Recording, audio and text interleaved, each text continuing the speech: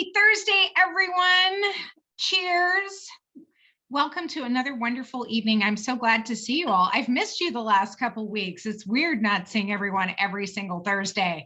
But thanks so much for joining us. You all know the routine. Keep yourself muted, raise your hand, ask questions on the chat. We're happy to see you, and we've got a lot of exciting materials to cover today. It is absolutely another beautiful day in the Napa Valley. You can see from the live webcams making it look a little bit yellow. We can see Michael Garcia's back from there, and then Michael Garcia has the beautiful background happening there as well from Parcel 10, just looking great. And also Brooke at the winery with just the beautiful 250 plus year old oak tree behind her. It's looking good, a little bit windy, but hopefully that won't interfere with anything tonight. So make sure you've got your Sauvignon Blanc poured. Some of you are drinking the 2019, which is out in market. And today is the official release day of our 2020 Napa Valley Estate Sauvignon Blanc. Those of you who are club members are going to see that wine in your club shipment this month. And it's got our new label, a little bit of an update to the label, making it a touch more elegant as is appropriate, but most importantly, reflecting our commitment to our community on the back label. As I always like to say here at St. Supéry, the back label is the most important part of the label. It's where you find out where it was grown, produced, and bottled, and hopefully you're buying estate wines that do say all three of those words on the back label, because you know how important it is to us at St. Supéry. So without further ado, because it's about 86 degrees here in Napa Valley, it's officially summer, I think. Out there, Michael Garcia, it looks gorgeous. Tell us what has, only 83 at Dollarhide. Tell us what's going on the last couple of weeks at the ranch. Sure. It feels like 86. Feels like it went straight from winter to summer here. And because of that, we are smack dab in the middle of bud break. And so I don't know if you can see behind me, but I'm in Parcel 10D. There's a great picture of it. This is Malbec on our hillsides. Wow. Yeah, and where we normally might be a little bit, longer to bud break than this, we are seeing clusters already on some of these shoots, like you can see in these pictures. So smack dab in the middle of bud break. Well, I certainly wouldn't have been expecting our red varietals to already be going, or particularly our red Bordeaux varietals at the ranch. I was thinking Muscat Canelli and a little bit of Sauvignon Blanc, Chardonnay for our neighbors, but I certainly wasn't expecting the red wines to already be going. So this dry, warm season has everything moving along pretty quickly. How close is this to when we were at bud break last year? It's slightly earlier. In these red varieties especially, we're probably a week or so early, but not too far off. Not too far off. Well, it certainly is pretty, and it's good to see there is some water in those lakes to help through the farming season. Any rain forecast in sight? Because we certainly haven't seen any since we last chatted with everyone. Yeah, earlier in the week, we had a glimmer of hope for next Monday, Tuesday. I don't know if it'll amount to much. So our water conservation efforts are in full swing. Full swing for sure. So with this warm temperature today, though, I think we're still seeing some pretty cold nights. What's the frost forecast look like?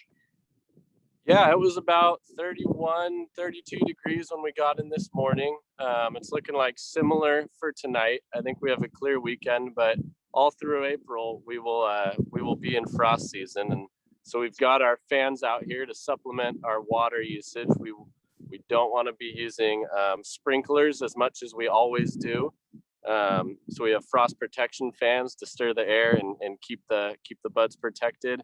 And we've also done late pruning on a lot of our parcels. Oh, there's a great picture of, that's a weather station, but the fans work the same way.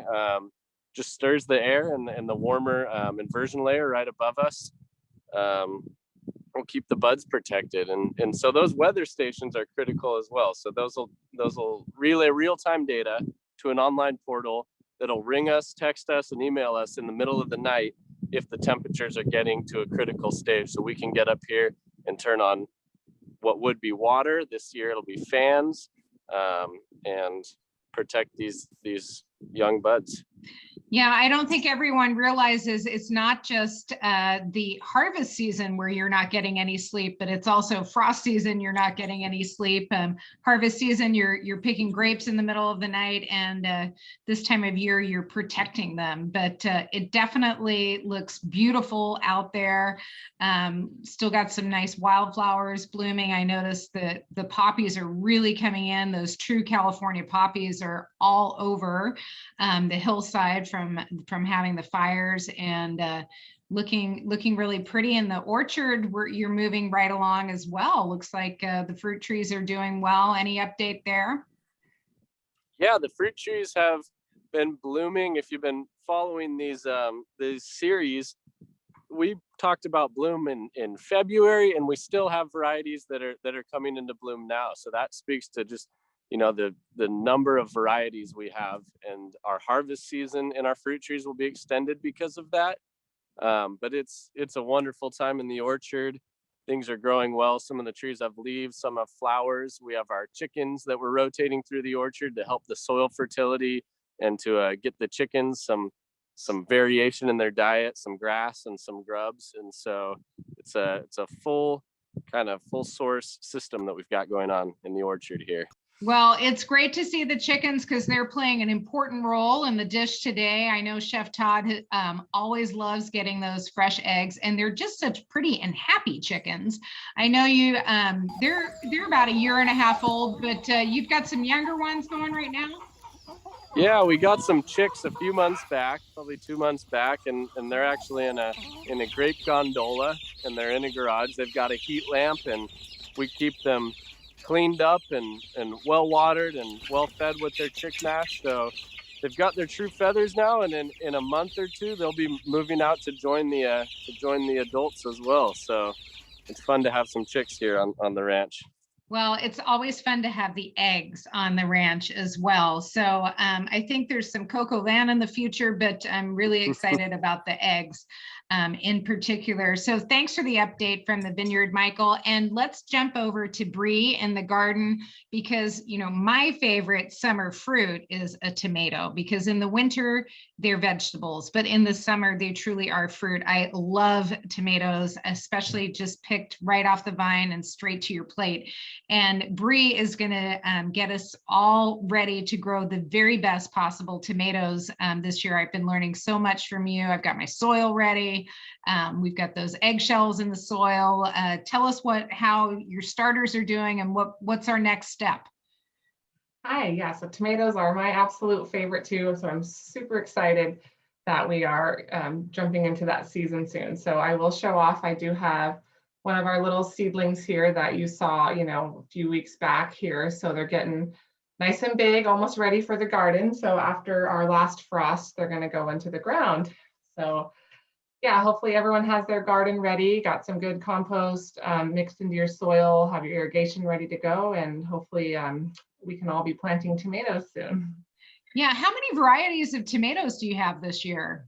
Gosh, I think this year maybe 40 to 50. I usually have around 50. It seems like a lot, but I'll get 1 or 2 plants, you know, of each. And it's just fun to have different colors and shapes and flavors. And so, yeah. Yeah, what are some of your favorites that you've got this year? Oh my goodness, it's so hard to choose. I definitely think I love this one called Costoluto Genovese. This one's a good one. This is called Black Zebra. I tend to like some of the darker, more purpley, black, brown varieties. They tend to be a little bit sweeter than the other ones.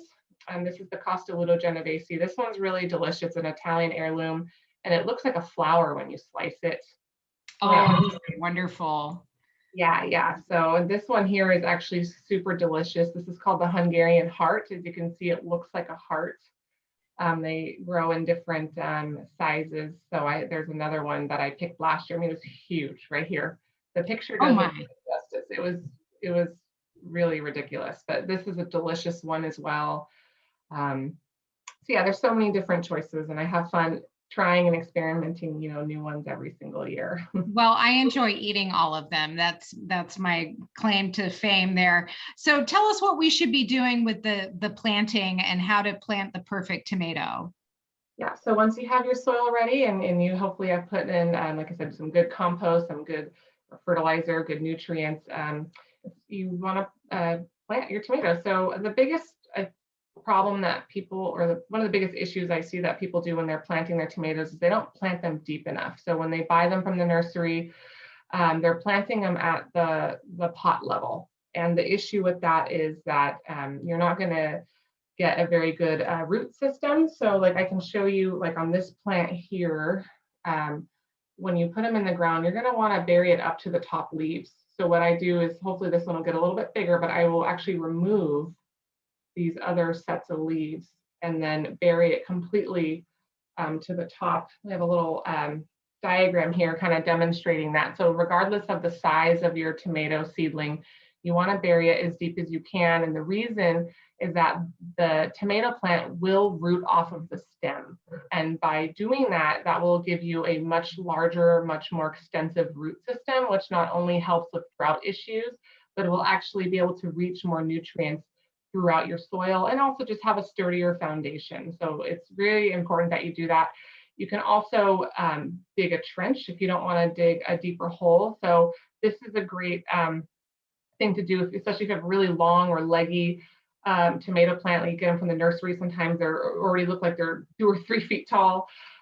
So you can dig a trench a few inches deep, lay it on its side, and then cover it with soil. And then the very tip of the plant that's still sticking out, it'll grow. It'll actually bend upwards towards the sun because plants like to grow towards the sun. So it's very essential that you do this for a nice, good start. Here's some images here of just the trenching method that I mentioned here, which is great on these ridiculously long plants. So just snip off those bottom leaves, cover it really well, and then they will take off really quickly and root really fast.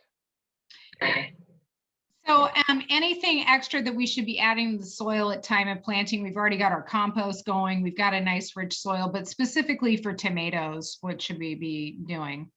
Yeah, so you can also, it's a good time, you can even mix it in the soil before you actually plant them, like worm castings are really good. And also just any kind of good organic fertilizer or any fertilizer you prefer. I would say to pick something that's a little bit higher in phosphorus than nitrogen or potassium. If you do too much nitrogen, you're going to end up with very leafy, big plants that don't fruit a lot. So phosphorus is actually a very important nutrient that will not only give it sturdy roots, but it will actually, it's the nutrient that gives us lots of fruits and flowers. So we really want that. I mean, of course, don't neglect the potassium or the nitrogen. So I would give it a good boost of that in the beginning and then supplement maybe every couple of weeks, depending on your plants, since they're big, heavy feeders. So you want to keep that supply going. Awesome. Great to know. Other companions we should be thinking about planting with these or trellising that we should be doing? Yeah, so let me dive into some trellising. So of course, you don't have to trellis or cage your tomatoes. You can leave them in the bush form. I mean, it's however you want. You can be as high or as low maintenance as you prefer. So of course, there's the standard cage. We all know, we've all seen it. It's good to do this right when you plant, otherwise they will get too big and you don't want to break the limbs. This is another method. You can use like a stick or a pole or a stake, and you can put one per plant and just train that main stem to grow, upright along it. So this works great if you're a little bit more confined on space, so you can actually space them, maybe 1.5 to 2 feet apart instead of maybe 3 or 4 feet apart. This is sort of a similar idea where they're growing up along a string. So you can do it that way, or you can even use, this is like a panel fencing or any kind of wire that runs perpendicular to the main stakes, and you can just kind of use that to rein in, all the growth and just tie it up. This is another method that's very similar. So there's a lot of different options if you want to, tie up your plants, keep them neat and tidy, so they're a little bit easier to pick the tomatoes, a little bit easier to maintain. This is another little form where they're just growing in between, and it keeps the plants from growing too far outward, because they do get pretty big. That looks a little hard to harvest. Yeah, I think the idea here is you kind of reach in through the panels there and grab them. But yeah, this one can be a little bit more tricky, but if you're concerned on space, but if anything else, you just tie up your limbs, as you're going, just tie them up to the fencing or the wire, anything like that. Another important thing that you want to do when you plant, so if you want to use like the pull method, I wouldn't pinch the tops, but you can actually pinch the top of your tomato when you plant. That will actually stimulate more lateral growth or more branching. So you have a little bit bushier plant. So that's a good thing to do. Also, when you do plant your tomato, you want to pinch off the first couple sets of flowers, because we want that plant to focus all of its energy into the root system and not so much into flowering until it's been planted for a few weeks. So that's very good. And then a couple more important things: you don't have to prune your tomatoes, but I do want to mention two things. So what you're looking at here, that's called a sucker. So you have the main tomato stem that you can see on the left, and then you have your branches that come out, and it creates a V. And so in the middle of that V, you have what's called these little suckers, and you just want to get in there, use your fingers and just pinch them out. If you let them get too big, you don't, and you have to cut them out, you don't want to open too many wounds in the tomato. A little bit faster to get them when they're younger. But the reason why you want to do this is that these little suckers, they're all vegetative, so they don't actually fruit or flower or fruit. So it's a little bit, it can be a little bit demanding. They grow very fast and they can branch out anywhere. But if you have the time and you don't have a lot of tomatoes, this is a good method to help keep some of that big, heavy vegetative growth down. And then another thing here, you can see the bottom of this plant, there's no leaves. So the leaves are obviously very important, not only for photosynthesis, but they help shade out our tomatoes to keep them from getting sunburn. But the lower leaves, we don't really need those. The reason why we want to remove them would be for good airflow, and also to keep those leaves from touching the ground. There are, soil-borne diseases and things that can spread. So it helps clean up the area when you're watering. It helps reduce disease spread, increase that aeration, since it's not really necessary. So if you have the time, once again, it keeps them neat and tidy, but just it's good for the plant. And then lastly, watering is very important. I can't really emphasize how important it is to have good watering. What you're looking at here, this is blossom end rot, and I'm sure everyone who grows tomatoes has seen this problem. I've seen this problem. And so what happens is, if you're not giving it deep, regular watering, that plant isn't really able to uptake calcium. And so it ends up with this problem here. So it's really important. You want to get about 1 inch of water per week, and even more if you have really hot or dry spells. If you're not really sure what that looks like, I would dig down into your soil. You want to make sure the top 10 or 12 inches stay wet all the time. Otherwise, you will run into these issues. Another issue is cracking. We've all seen this too. Yeah. Splitting or cracking. It's unfortunate, but it happens. And this is also just due to irregular or too little water. So what happens is the inside of that tomato is growing much faster than the skin, so it cracks. And so this happens a lot, like I said, when let's say you're watering a lot one day because you're really busy, and then because you haven't done it all week, so you water a lot and then you get busy again, and so you throw a little bit of water here, and so the plant's getting very irregular amounts of water. Or let's say it's super hot, or you have a really rainy period and then a really dry period, and you're not kind of making up for that moisture, that this can happen. So I definitely recommend doing once or twice a week, very deep soaking, versus what I call splash and dash, where you're going every single day and just throwing a little bit on there. So that will help these issues. Thanks a lot for that, Bri. I've had that problem before, and I might be guilty of the splash and dash or the benign neglect. Julie's asking, what's the story with those banana peels that were in your trench in the photo? Oh, maybe I missed that. I don't know if it was, that's an image that I had found, which, let me see if I can find it. Maybe we can pull up that picture there. Oh yeah. Okay, I see. Yeah, so this isn't actually mine. So I don't know if someone just had some composting that they use. That's funny. I actually completely missed that. I just thought it was like a piece of bark or a leaf.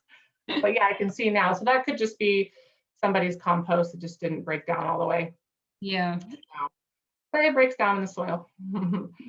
So anyways, Okay, so we talked a little bit when you were planting the seedlings a few weeks ago about companion planting. Do you want to kind of comment on that with the tomatoes, on how you can save yourself some issues with pests and so forth? yeah, of course. So of course we don't like pests, and we do everything we can to get rid of them. And ultimately, I mean, the best thing you can do is prevention, and hopefully we can rely on our beneficial insects. I actually do have some images of a few tomato pests I'd like to show you guys. So you're a little bit more familiar. Let me get that loaded up here. So these are aphids. You know, we pretty much all know what they are, those little tiny pesky bugs that like to eat just about everything. So those can be an issue. Luckily, ladybugs love to eat them. These are flea beetles. They look like very, very tiny little beetles, and they create holes in the leaves. They're really annoying too. Sometimes you don't even see them. You just see a whole bunch of, looks like shot holes throughout the whole plant. They especially love eggplant. And then this is a classic. This is the tomato horn. Yeah, these are, I see them all the time. They are easy to miss. So they have these tiny little white eggs that they'll lay on the leaves. And then when they hatch, they're incredibly tiny. I mean, you could miss it. And then as they eat, they just get big and big and big until they're a few inches long. So these can obliterate your tomato plants if you're not careful. They do well in my garden. Yeah, they're quite large by the time I've gone through my neglect phase, but yes. Yeah, no, they can really do a lot of damage. Sometimes I catch them every now and then out in the garden here, but luckily what can help, you know, to help bring in our beneficial insects or to even repel, there are some great plants. So I know we mentioned the basil a few weeks back to help actually repel the hornworm. So basil's a really good one. And then also dill, fennel, cilantro. Those are really great to attract our parasitic wasps. And those are important because they actually lay their eggs inside like the caterpillars and other pests. And then that ends up, the larvae hatch, eat them, and they're gone, which is great. And then also sweet alyssum, that's great for our predatory flies. So we want those too, and attracts our ladybugs as well. So the ladybugs do enjoy the dill, fennel, cilantro that I mentioned, also like yarrow, cosmos, and other flowers. So I also see our ladybugs in our asparagus when it branches out and burns out at the end of the season. So anything like that's good for our ladybugs. And then marigolds are great with those flea beetles that you saw. And then also for any nematodes, those are down in the soil, they can cause issues with the root system. And then I saw, Lynn, you mentioned having catnip, and actually catnip is great in a garden because they also repel flea beetles, and I heard that it can help repel our mosquito problem too. So good for you that you have that. And then of course, plenty of flowers. Like I mentioned, we want to have our bees. Tomatoes are self-fertile, but the bees, we need the bee buzz to help knock that pollen from the anther down into the flower. And speaking of bees, we actually, last week we had a couple of bee swarms on our property, which sounds scary, but it's not. It's actually super exciting. It means that we are provide a nice natural and healthy environment for the bees. So in the springtime, beehives often will split in two. They divide, so the queen will take half the hive and they actually swarm and they try to find a new spot. So here's the one picture here of a swarm. I don't know if they're actually creating a new hive there or not, but they were around. And then here in one of our rose bushes, here's another swarm that happened a couple days later. So this is so exciting for us, like I said, because we love our bees, we want to protect our bees, and they apparently love to be here too. We're doing something right, so that's awesome. And I hope to see more.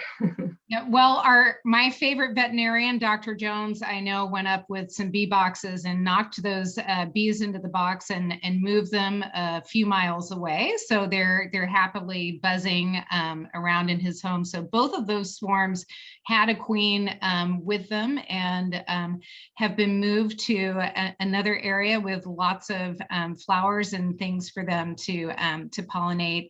and they have new homes, which is really exciting. But it's always fun to see them. If you see a swarm, do be careful.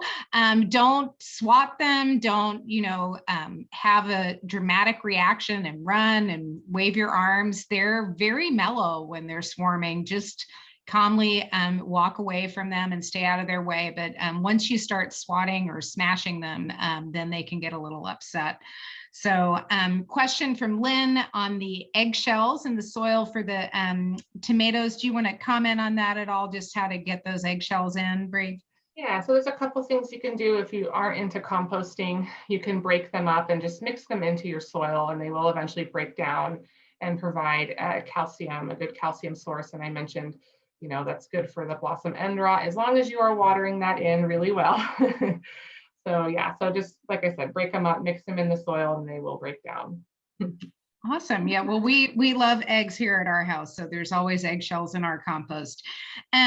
So I hope everyone is enjoying the wine, and I'd love to see comments from you if you're drinking the 2019 or you got your hands on the 2020 and want to share your thoughts on them. But let's jump over to Brooke, who's sitting there on the porch of the Atkinson house at the winery. What a gorgeous day. I'm sure we're going to hear the birds around you, Brooke, as you're telling us a little bit about this wine. But I do hope you have both of them there. 2020 vintage was a challenge. I know all of us had a challenging 2020. Brooke and her team in particular in the cellar, because we did have that fire start the first day of harvest. So Brooke, why don't you tell us a little bit about the two seasons and the difference between the two wines, because we only made a tiny little bit of this 2020, about 1,800 cases versus our usual 40,000+. Yeah, definitely. So 2019 was a really wet growing season. So we got almost 41 inches of rain in 2019. So that's a lot of rain for us. That's above average, which was great. We had a kind of a slightly under yield, I guess, for 2019. But 2020, on the other hand, we only got 13 inches of rain for that growing season. So a huge difference with the amount of rainfall. And it was also a lot warmer when we got closer to harvest. So just to give an example, our first block that we normally pick is Parcel 14 and at Dollarhide, which is usually the first Sauvignon Blanc to come in. So in 2019, that first day of harvest was August 26th. And then in 2020, it was August 17th. So there was, 9 days difference between the two vintages. And it just showed kind of how much warmer 2020 was to 2019. But we have about 44 different blocks of Sauvignon Blanc at Dollarhide. And to make this Napa Valley Estate Sauvignon Blanc, we've talked about this before, we of course will pick at night when it's cold and bring that fruit in cold to the cellar to preserve the acidity and the aromatics. Of course, we're going to ferment all of this in stainless steel. So 100% stainless steel, just to showcase that fruit expression that we get from our Dollarhide, or our Sauvignon Blanc from Dollarhide, I should say.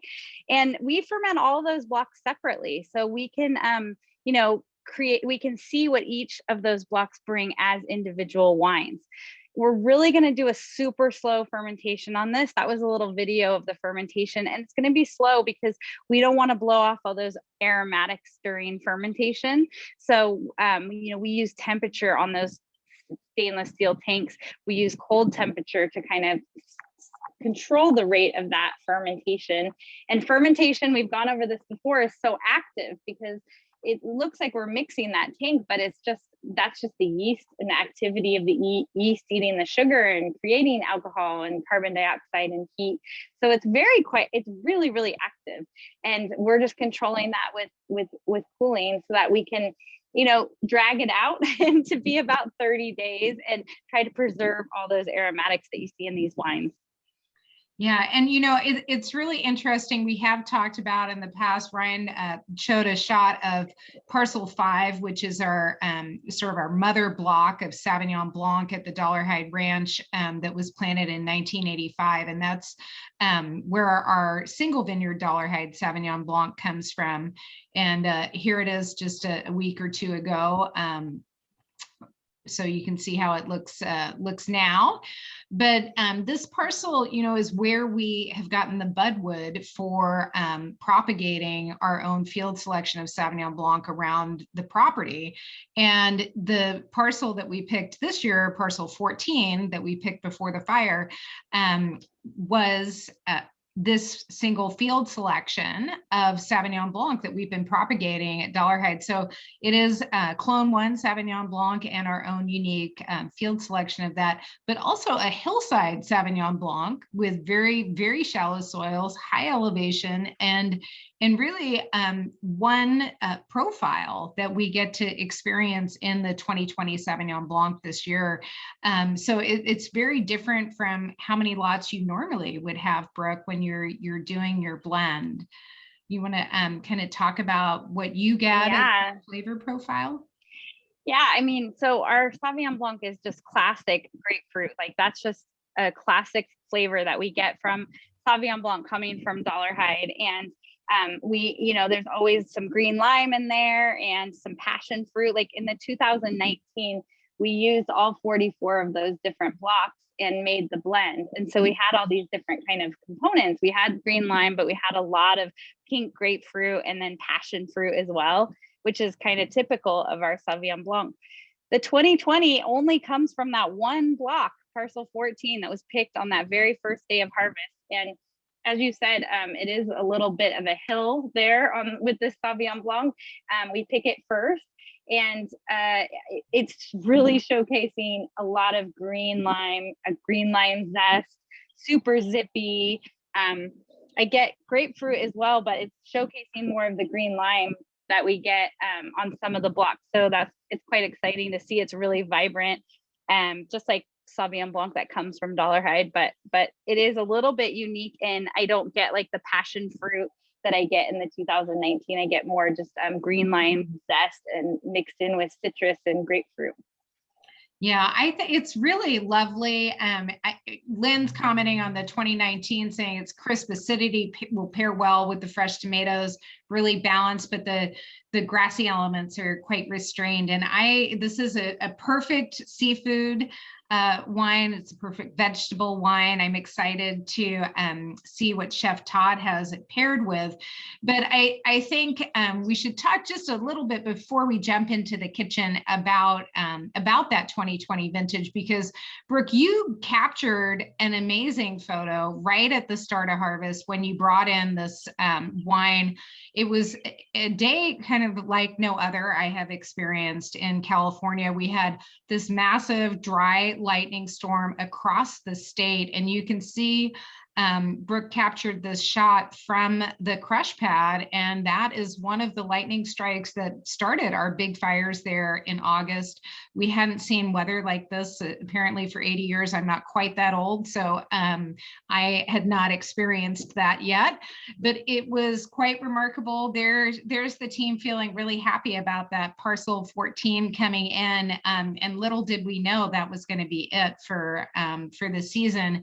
But we are just so immensely grateful to all of our neighbors and community members who came out with their bulldozers and their water trucks and their positive attitude and their energy to make sure that we stopped that fire before it spread further through the community. And because of that, $5 from every bottle of this wine is going to the Napa Valley Community Foundation Disaster Relief Fund. So we're excited that we'll be giving over $100,000 kind of back to the community with this wine. And we feel it's a fitting way to celebrate the wonderful community in which we live and our great team who worked so hard to make wine this season. So that's kind of the fun part about this Sauvignon Blanc, that it's going to keep giving back to our community. And that disaster relief fund was started by the Napa Valley Vintners in 2014 with $10 million for the earthquake. And it's been through several fires and earthquakes and COVID, and it's keeps giving back to keep our employees and community and help them when they need it the most. So if you are inspired by that and want to make a donation to the Napa Valley Community Foundation Disaster Relief Fund, please do. If you give $500 and you're one of the first 40, you can join us for lunch this summer with the Community Foundation and hear more about what they do, but also have one of Chef Todd's Fish Friday lunches, which is pretty special. So if you're planning a trip to Napa Valley, that might be a time to donate and feel good about your trip and experience a lovely lunch with Chef. So we're excited to do that also to help the Community Foundation. So without further ado, because I keep rattling on, let's jump over to the kitchen and see what Chef Todd has ready for Easter this weekend. Your favorite brunch, whether you celebrate Easter or not, it's a wonderful time to have these fresh eggs from those chickens at Dollarhide and get an update on how I can improve my cooking once again. Chef? So true. Hi, everyone. Beautiful Dollarhide chicken eggs. Our happy hens up there are constantly giving me some fantastic eggs to work with. So I'm very lucky to have them. It's been great to see them kind of change the colors of the actual eggs, the different types of hens that we have up there. I know that they're doing pretty well. So we get these on a weekly basis, and I'm very happy to have them. You can see just some of the different color variations that we have there, but they're really fantastic to have all the time. So I'm always trying to come up with ways to utilize them and really show them off. I mean, it's a great thing to be able to have them. So I'm looking at things for the upcoming Easter holiday. Obviously, there's different egg coloring, egg staining, and things like that. So I thought I would use them in a preparation today that utilizes some of our garden vegetables. Michael, if you're still there, I know that up at the property, the hens that you watch over the chickens, a fun kind of a thing that you have that it's like a mobile coop. It's almost like a chicken-mobile, I guess you could say. There's where the hens get to move around just a little bit. Could you expound on that a little bit? Sure. Yeah, we pull the hens around the orchard in this mobile coop, and they get to go out and scratch around the orchard like we were talking about, and hopefully get them some sun, and the diversity of their diet will color up their yolk, so they have an oranger yolk for you. So that's one of the goals in moving the coop around. Yeah. That's a fantastic way to kind of spread it around a bit there. They get to get out and scratch, their diet changes, but they're also adding back fertilizer back into the different orchards where we have some of our stone fruit. So that's a great thing to do there. It's kind of fun to have that where you can just hook it up to the back of a tractor and then pull it around. Yeah, absolutely. We pull it around with tractors, ATVs, and hopefully improve, like you said, the quality of the stone fruit and the quality of the chickens. Yeah, it's a win-win situation there. Yeah, absolutely.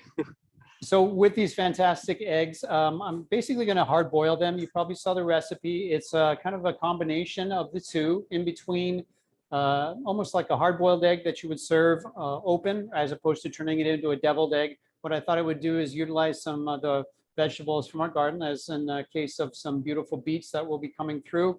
And you could use multiple different kinds of colors of beets. You see some from pictures from last year. They're always fun to have, and I really like the way that they kind of represent the seasons with all those bright colors, but they also go very well with our Sauvignon Blanc because of that bright crispness. You know, Lynn was mentioning that wonderful acidity that it has on the finish, and it really does help to kind of cut through some of the richness of the egg that you have there.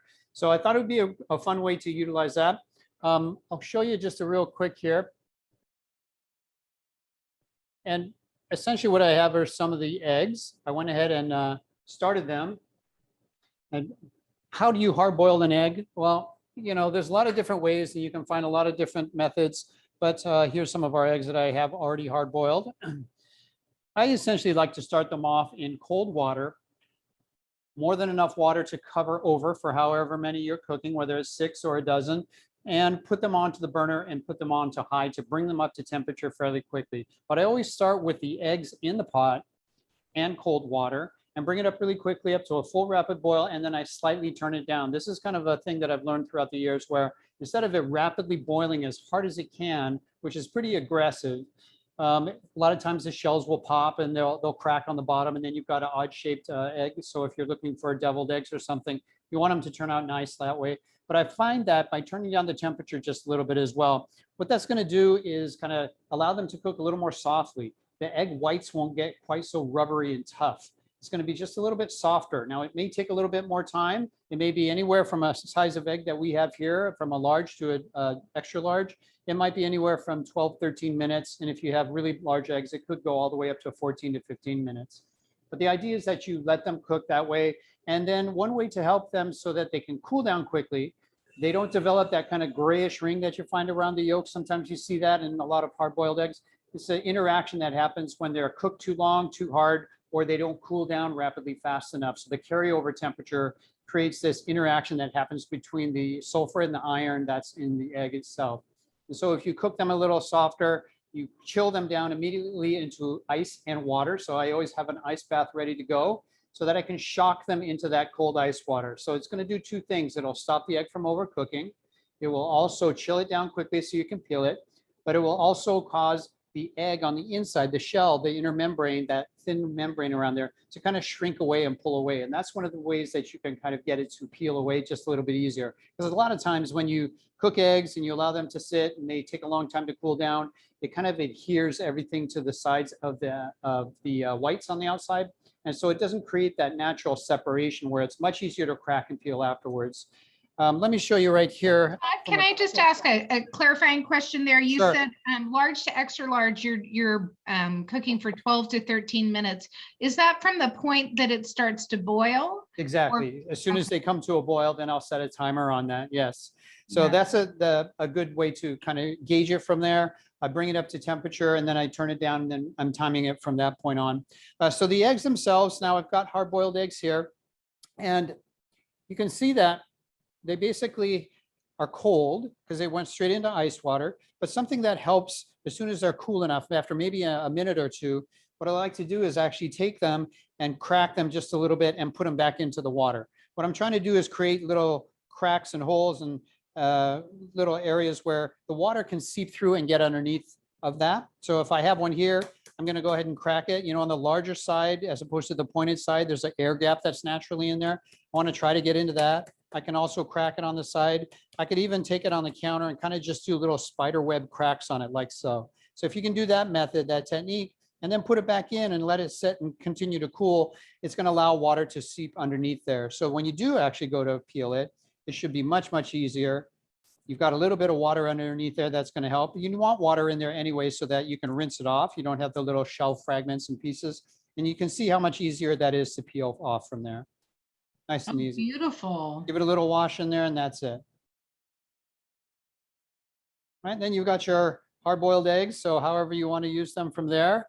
The one fun thing that I love to do is use some of our beets that we have. So the beautiful beets that Bri had from the garden. Here's some wonderful deep purple ones. Sometimes we have choga beets, which are the pink kind of candy striped ones. We'll have the golden beets as well, even some white beets that are fantastic. And so what I did was I cooked those off ahead of time, and I put them in with some vinegar. That's going to help to lock in the betalain color compounds that are in there. So those betalains will stay really inside of the color of the beet itself instead of washing off into the water. There's always vinegar in there, maybe a little bit of wine, but there's also some salt in there. And what I did was then from there, took our eggs that were hard boiled. After they were peeled, I basically put them and soak them right into the beet pickled liquid. Here's the section of beet that I actually chopped up and diced up afterwards. So the beets are cooked off. And this one, in fact, I tried something a little bit different. And I'll show you a little more close up. I cracked the shells, but I left them in the shell. So I did the same kind of spider web method on it. And then I put it inside of the same pickling juice, the beet pickle juice there. So it picks up the color, but it gives it a little bit of a marble look. So kind of a fun thing if you want to give that a try, especially for Easter, maybe for Easter brunch or something. So these have been in for not too long, maybe only about 4 hours. I did these earlier today. And then I also have some that I did, which you can see right here, that I did overnight. So now you can tell that the color is definitely permeated more. The texture is a little bit more firm because it's sitting there in some of the vinegar. So like any other kind of a pickled hard-boiled egg that you might find, it's going to be a touch firmer, but the color is very deep, beautiful color there from the pickled beet juice. And these are some of the examples of some of the marbled ones that are really beautiful. It's almost like a Chinese tea egg that is soaked in tea. So I did the same idea with the shell left on. So just for variation, it's kind of a fun thing to do there if you'd like. With the recipe and the other ingredients that I think are really nice with this, I am going to utilize the pickled beets that go in there, but I also like some cheese on there in the case of some feta cheese. So this is a feta cheese that I've just crumbled. That sharpness in there goes very well with Sauvignon Blanc. That's a classic combination. And if you've tuned in before, or if you haven't, we have this recipe available. And this is a saffron and Sauvignon Blanc infused sea salt crystals. So I made this up ahead with some Sauvignon Blanc, steep some saffron threads. You can actually still see some in there. And then put that over after it's reduced down to a syrup, rub that over onto the crystals of sea salt. And I'm going to use that for a little bit of garnish because we always love a little salt shaker to go with your hard-boiled eggs, right? It brings out so much more of the flavor there. A little bit of beets, maybe some beautiful flowers to go with it since it's Easter time. So let me go ahead and show you how I'm going to set these up. You may want to use either plastic wrap or paper, or you could also, I highly recommend using some gloves, right? So you don't get the stain all over the place. It can be a little bit messy. The beets and the beet juice are unbeatable for stains. So you want to be careful with that. So when you're working with the beets, to chop them all up as I did as the final garnish, plus also when you're handling the eggs themselves. Here's another little hint. I've got a little glass of water here that I'm going to dip my knife into. So before I go to cut through these, whether I'm turning them into just half cut or deviled eggs, I'm going to go ahead and dip it first so that as I cut through, when it goes through that thick yolk, and you can see that's beautiful, perfectly cooked, doesn't have that ring around there. And you can see that kind of color permeate through right in through that, the beautiful beet juice kind of a look. So as you are kind of cutting through there, each time you can dip, and then you can go back through to slice again through. And that way you kind of wipe off the thick part of the egg yolk. Beautiful color, fantastic. Oh, they're lovely. They're so pretty. And so these are great, you know, brunch snacks, maybe appetizers. You can do it for a little canapé kind of a thing. Have it for your Easter brunch or any other time for a celebration. And you can see the beautiful marbled ones up close there as well. And so if you wanted to, you could definitely take that and turn it into a deviled egg mixture. If you wanted to take your yolks and mix it up with your favorite seasonings, you could put in your mustard or your mayonnaise in there. You'd make it nice and creamy and pipe it back in. I thought I would just kind of leave them simple as they are, since I'm going to use the beets as part of a garnish. So if I actually put all this together, just for an example, here's some of my beautiful beets that I'm going to put on. And so all I did was chop up the pickled beets. They have a nice kind of a tartness to them. And I'm going to put just a little bit of a garnish on top of each one of these. Oh, beautiful. Red colors, very sweet. Now, Todd, is there a lot of vinegar in the pickling sauce, or is it lightly vinegar? I'm just curious how much that permeates the egg. Right, and it is a little bit of a variation there. So depending on how much you like in the vinegar there, but I put in maybe about 3 tablespoons or so for about 6 eggs, and so it's going to help as far as setting the proteins on the egg whites. But it will also help for, believe it or not, the shell to be able to pull away. But it's also, the main thing is it's giving a nice kind of acid balance there for the richness. So if you want a little bit more, if you would like a lot of zing in there, by all means, definitely put some more in there if you wanted to. Here's some of the feta. I'll crumble just right a little bit over the top. Ooh, salty goodness. Yes, I love that combination of like a feta or a goat cheese to go with beets. Very popular, very common to find that. A little bit of feta on there. that has got that sharpness. It's typically brined as well. And then I can finish with a tiny bit of that saffron sea salt. Just a little bit goes a long way, but it adds color and it goes well with these flavors. And a little crunch and salty. Little crunch and texture, exactly. I know that's the one thing I've seen people sometimes pour a pile of salt out onto their plate and dip their hard-boiled eggs into it because they love that combination altogether. So the salt really brings out a lot of the flavor, especially with eggs. And so just a little bit of chopped chives on there. We Lupe wants to know how they taste. Knowing you, delicious.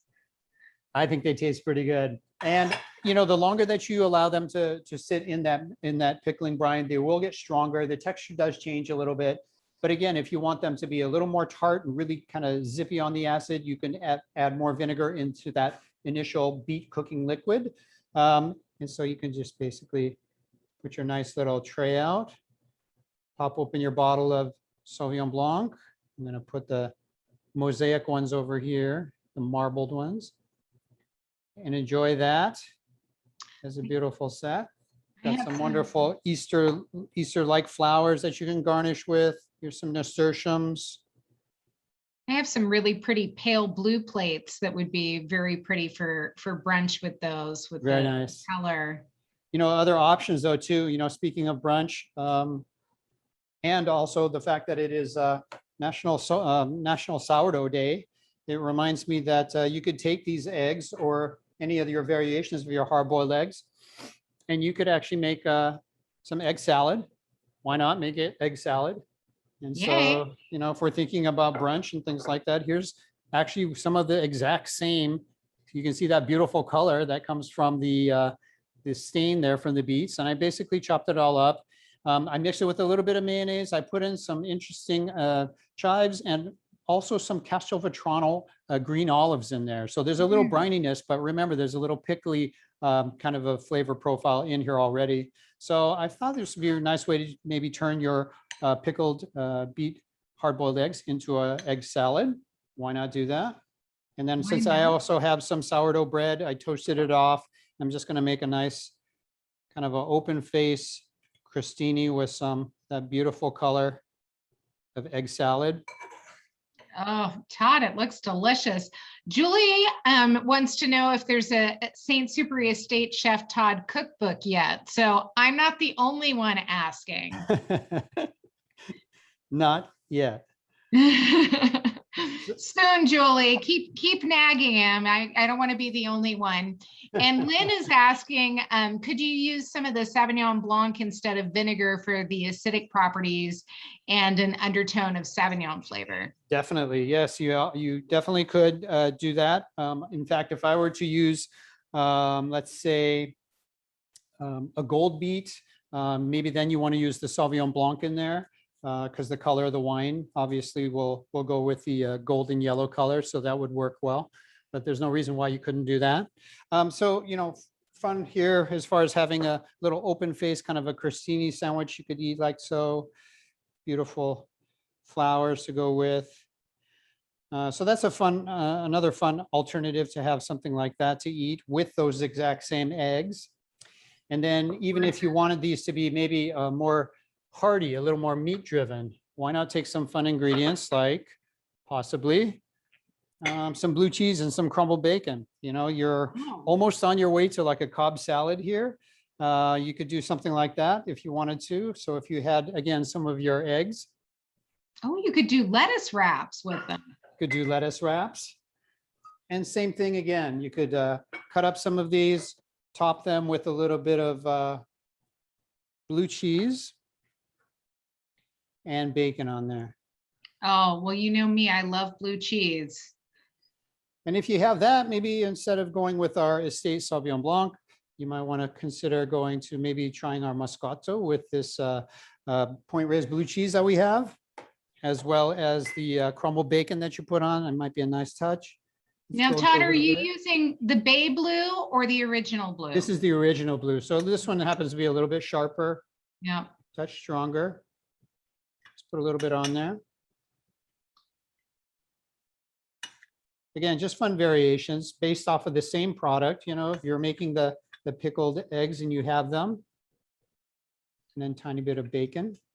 Well, I like the idea of the Moscato too, because it is just a touch lower in alcohol and kind of a perfect sort of breakfasty wine, and always fabulous with blue cheese. Exactly, and that blue cheese goes really well with with our Moscato. So that's a fun one that you could also do if you wanted to give that a try.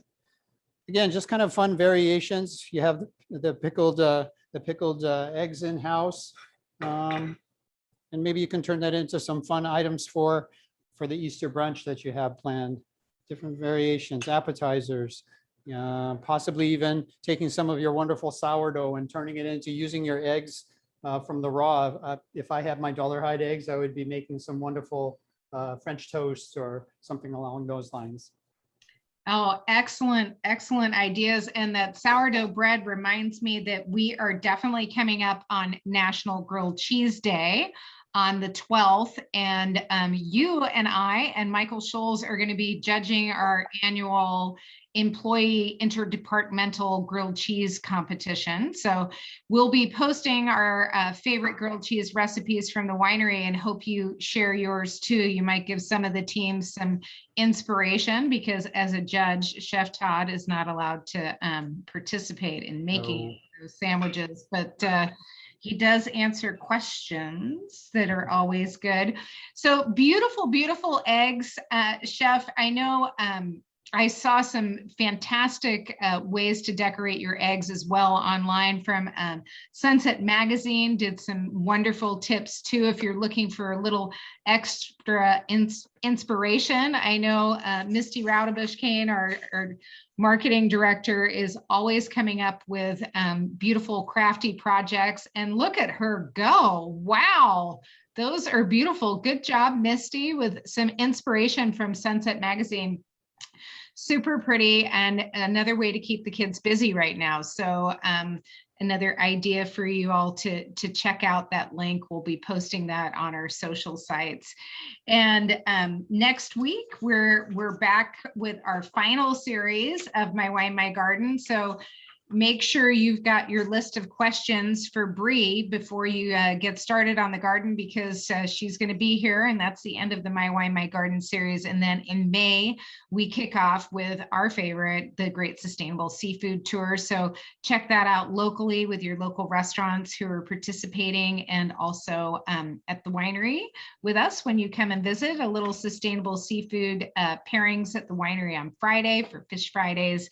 And we look forward to seeing you all then soon. So we wish you a happy Easter or holiday season over the weekend, and be well, be kind, and cheers. We'll see you next week. Thanks for joining us.